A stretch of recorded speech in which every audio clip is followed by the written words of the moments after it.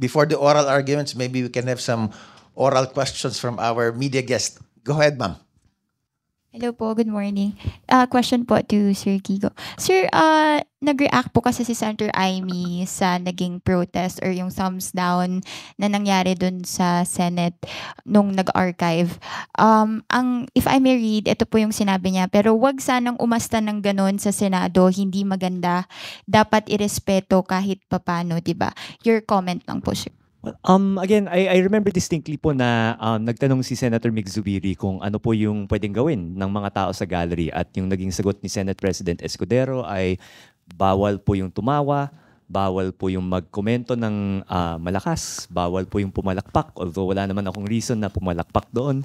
And so, yun po, parang sumunod po ako at saka yung mga kasamahan ko dun sa naging patakaran ni Senate President Escudero.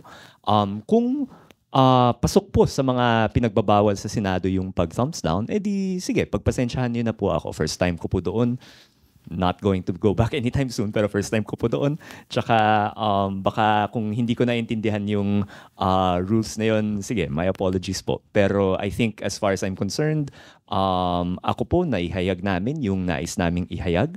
Ginalang naman yung karapatan namin ng Senate Sergeant at Arms, and nagpapasalamat po tayo na naging cordial din po sila. So ako parang no harm, no foul, and yun, I'm glad things panned out the way they did. So, Can I just add, no? Sa history ng Senado and ng House of Representatives, whether it is after EDSA or pre-EDSA martial law, there has always been freedom of expression by people in the gallery, and that is recognized. And the people who do this, know that there are consequences. They as soon as they do it, they leave the session hall, and that is expected. Nung pre-martial law nga if I'm not mistaken, si my cousin Karen Tañada stood up with Ed Garcia. He was still father at the time, and they sang Bayang Magiliw, as a form of protest to what was happening in the House. Is it the House or the Senate? But it was in Congress, and they were removed. And this happens. This is part of freedom of speech, freedom of expression. And as soon as their attention, the protesters' attentions are called, wag lang sila mag-resist. I think they know naman that they have to leave. They just want to express their dissatisfaction with what was happening. Sir, next question lang po. Nag-react po kasi some of the netizens dun sa naging protest. Sinabi po na people are now seeing another Aquino stepping into the political arena nga po. So, do you feel any pressure regarding that matter? And also, in the future, will you be open to joining politics? I think I'm a strong believer in the spirit of the Constitution na bawal ang political dynasties. There's an Aquino who's serving in a national position right now, and even though there's no law that defines what the dynasty is, I believe in the spirit. No? So, so on that alone, I wouldn't want to run. On another level po, ako po'y sobrang na-stress nung ang tiyuhin ko po ay naging presidente, yung mga magulang ko po or yung nanay ko po ay lalong na-stress nung lola ko po yung presidente. Ayoko po talagang dumaan sa, I think that's not something I would want to visit upon myself nor the rest of my family. So ako po, matagal ko na pong sinasabi sa mga kasama ko po, kahit although aminin ko I'm being more involved in political matters, pero ang red line po talaga natin ay wala po talaga akong balak na tumakbo for public office, at kung meron mang nag-e-expect nun, wag na po sana kayong umasa masyado. Thank you po. Salamat. Good morning, Attorney Tañada. Tanong ko lang. Dito po, if I recall, last June 10, the impeachment court make an order to remand the article of impeachment to the House of Representatives. aside from asking the 19 and the 20 Congress to answer a specific question from the impeachment court. So what's the use of archiving an impeachment complaint wherein in June 10, it was ordered to balik. So walang dapat di bang i-archive kung i-balik to sa House? Well, again, we leave it up to the wisdom of the senators. Well, I don't like to say what they should have done, no, but they did not answer the question, maybe because ang thinking ng mga senators, again, this is where the distinction should come in. It should not be the legislative function, but the impeachment court, because the impeachment court was the one that ordered the remanding to the House of Representatives. So is the Senate acting as a legislative body the right body to decide on this issue, whether sinagot ba ng House yung pagre-remand ng impeachment court sa House of Representatives? Baka hindi sila yung body na kailangan mag-decide niyan. Pero I think due to the arguments of Senator Cayetano na parati niyang sinasabi na void ab initio, maybe that was the reason why they decided not to anymore tackle it, because from the beginning, the Supreme Court said the process was flawed. And that is the question that we are raising, or the question that the advocates for accountability are raising. Is it really flawed? It's not flawed.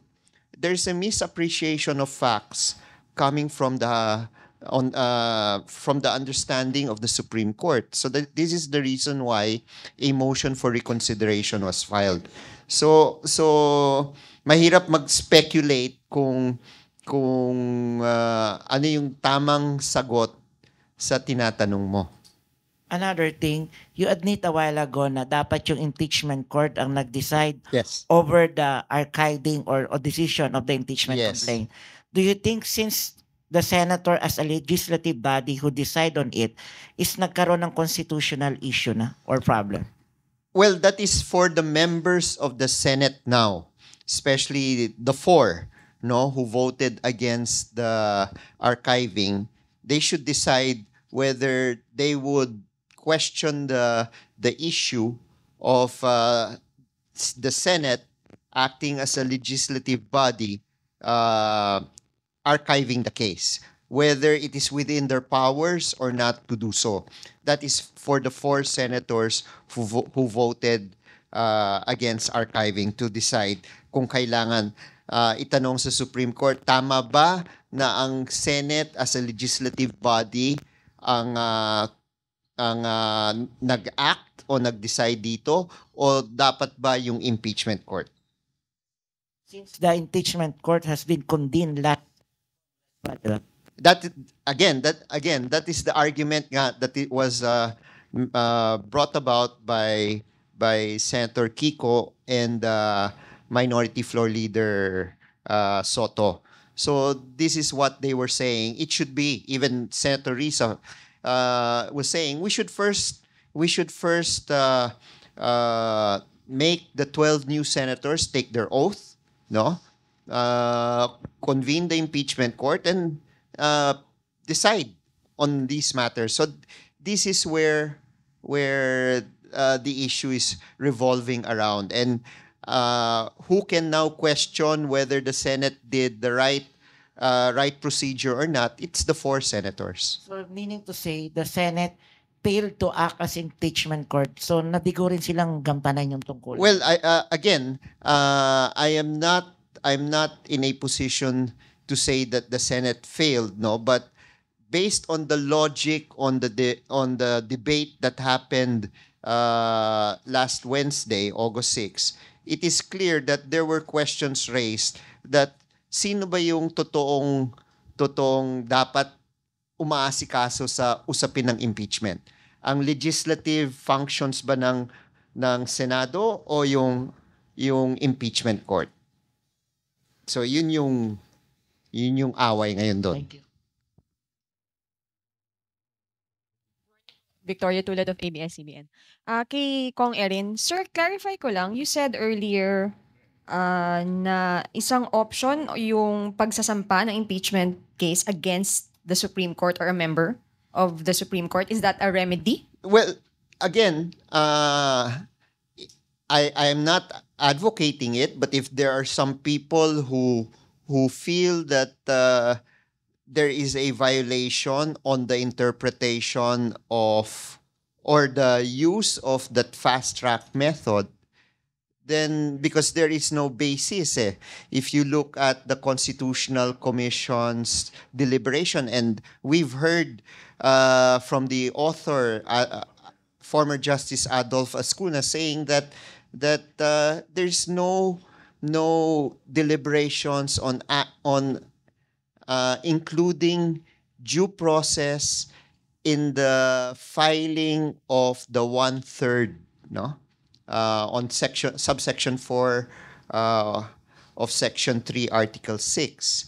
Wala naman dyan dahil ang due process will be taken up, no, the respondent, the vice president, or whoever is the official being impeached can present his or her defense in the impeachment court. So if there's someone who feels that this constitutes a betrayal of public trust, then it is up to those people to file the necessary impeachment case. Remember, the impeachment cases of Supreme Court justices happened already, no? One with Justice Corona, and the other one, although unique in itself because it did not follow the proper procedure of impeachment, which I believe should have, no, the one of Chief Justice May Lucereno. Ang ginamit doon, quo warranto. And this is questionable because it is clear in our Constitution that to only remove a Supreme Court members of the Supreme Court is through an impeachment process. So I'm saying it depends on the view of the people, no? And now the question will be, will there be an endorsement by a member of the House to make such a process proceed if they so wish, no? So ang process, sir, is ganun din. Isasampa sa House, dapat may mag-endorse sa House, referral sa committee, Yep, and then same. plenary, same. Or Same. yung fast track mode. Or yung fast track mode, Oo. pwedeng yun. Ngayon, ang tanong nga, which I mentioned earlier, how long will it take for the Supreme Court to decide on the motion for reconsideration? Because we know that sometimes it takes the Supreme Court months. Ilang buwan na lang, Pebrero na. So, kung merong impeachment complaint muli laban kay Vice President Sara, kung ang itutulak uli ng House ay yung 1/3 at wala pang desisyon yung Korte Suprema sa motion for reconsideration, what will now be followed? Diba? So, is it still the old rule na wala yung 7 requirements ng Supreme Court? So, these are things that are going to be left hanging if the Supreme Court does not decide before Feb 6. Opo. And then, sir, hindi ba magkakaroon ng constitutional crisis? Hindi naman because the Constitution still is in operation, no?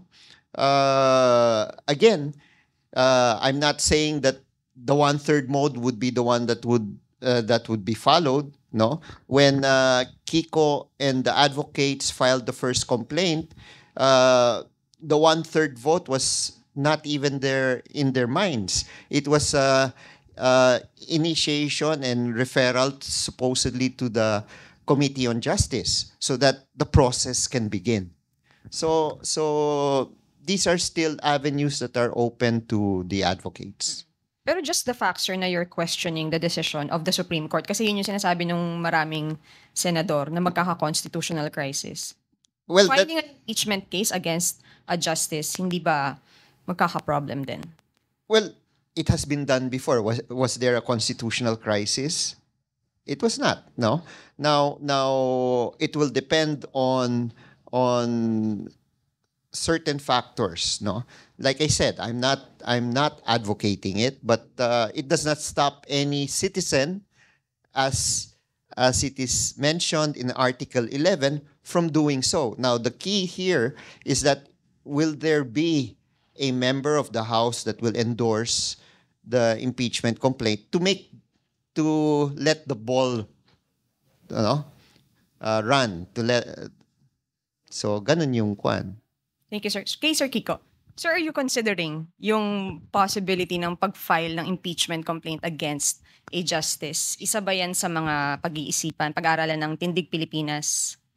In terms of considering, I guess dahil napag-usapan naman natin ngayon, then it's in the domain of options po. Pero I think ang main na napagkaisahan po namin ng Tindig, yung ibang mga kasama natin, yung Nagkaisa Labor Coalition, yung Kalipunan ng Samahang Pantao, yung napagkaisahan is kailangan talagang pag-aralan tong motion for reconsideration, I think. And then, kung ano man yung magiging bagong or revised decision ng Supreme Court, pag naintindihan po natin yan, I think that's the only time we will start considering, okay, magpa-file ba kay VP Sara ulit?